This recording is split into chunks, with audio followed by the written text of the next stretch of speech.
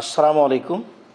আলহামদুলিল্লাহ ওয়াহদা ওয়াসসালাতু ওয়াসসালামু আলা মান লা নাবিয়্যা বাদা। সম্মানিত দর্শক মণ্ডলী, আপনারা অবগত আছেন আমাদের জামিয়া সালাফের পক্ষ থেকে অনলাইন আল ইতিসাম টিভির কথা, যা আপনারা বিভিন্ন সময়ে বিভিন্ন বিষয়ের আলোচনা এবং ফিকহুল হাদিস ফতোয়া সিরিজের মাধ্যমে কোরআন এবং সহিহ হাদিস ভিত্তিক প্রশ্ন উত্তর অবগত হয়ে থাকেন। মর্মে আপনাদের পক্ষ থেকে আমাদের একটি জরুরি জিজ্ঞাসা, তা হচ্ছে সিয়াম কাকে বলে, সিয়াম কত প্রকার, সিয়ামের হুকুম কি।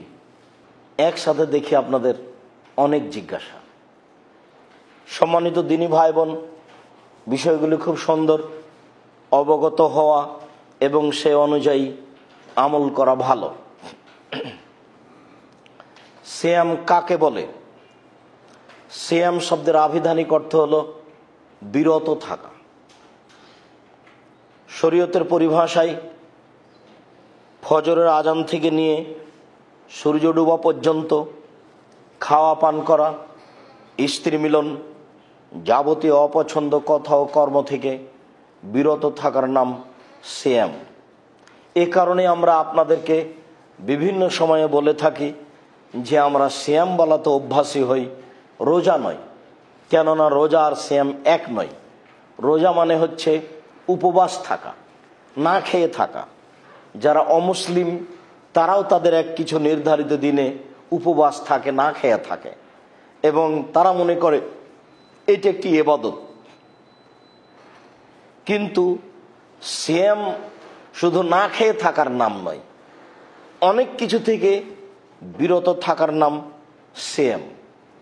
সম্মানিত দিনী ভাই বোন, শরীয়তের পরিভাষায় ফজরের পর থেকে নিয়ে সূর্য ডোবা পর্যন্ত খাওয়া পান করা, যাবতীয় অপছন্দ কথা কর্ম, স্ত্রী মিলন থেকে বিরত থাকার নাম হলো মূলত সিয়াম। যার কারণে আমরা আপনাদেরকে রোজা না বলে সিয়াম বলাতে অভ্যাসী হওয়ার জন্য অনুরোধ জানাই।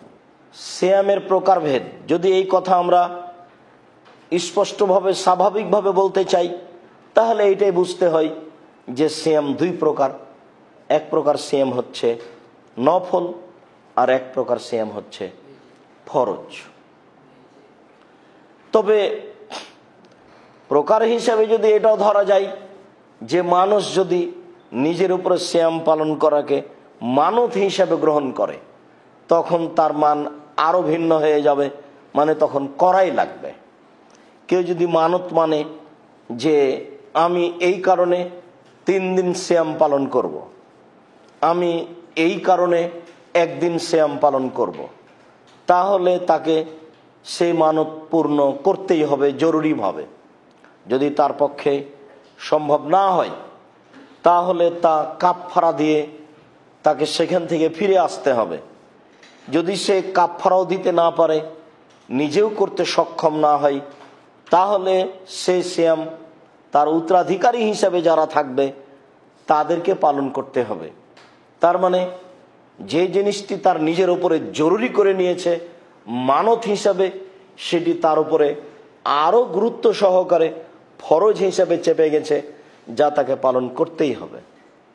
তবে নফল সিয়াম এমন নয়, যেমন একদিন সিয়াম থাকা, একদিন এমনি থাকা, এইটি একটি নফল সিয়ামের পদ্ধতি। রাসূল সাল্লাল্লাহু আলাইহি সাল্লাম একদিন সিয়াম থাকতেন, 2 দিন এমনিতে থাকতেন, এটা একটা তার পদ্ধতি। রাসূল সাল্লাল্লাহু আলাইহি সাল্লাম বৃহস্পতিবার সোমবার সিয়াম থাকতেন, এইটা একটা নফল সিয়ামের পদ্ধতি। তবে ফরজ সিয়াম, যা শুধু রমজান মাসকে বোঝায়।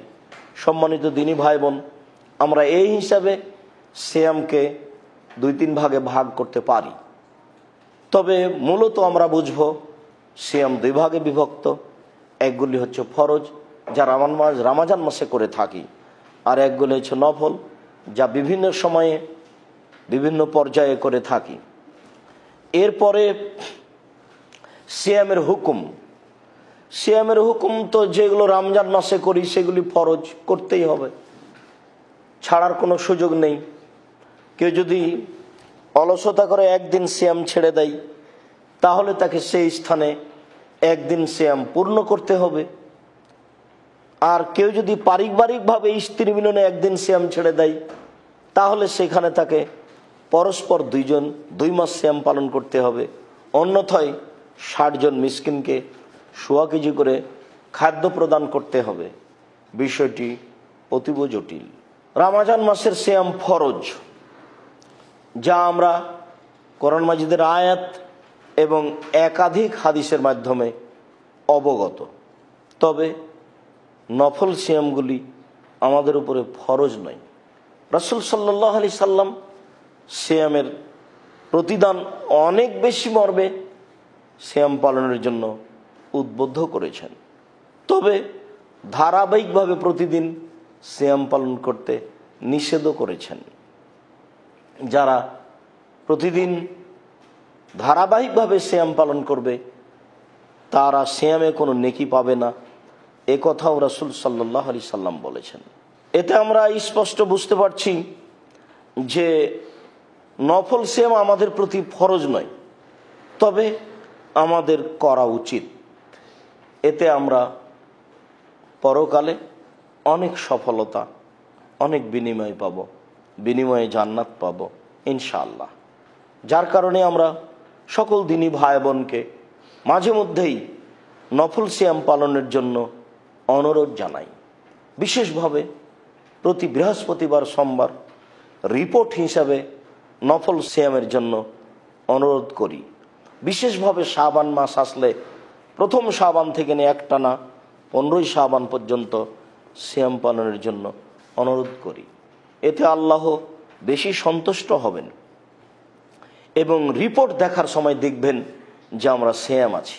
যার কারণে রাসূল সাল্লাল্লাহু আলাইহি সাল্লাম এই সময়ে বেশি বেশি সিয়াম পালন করতেন।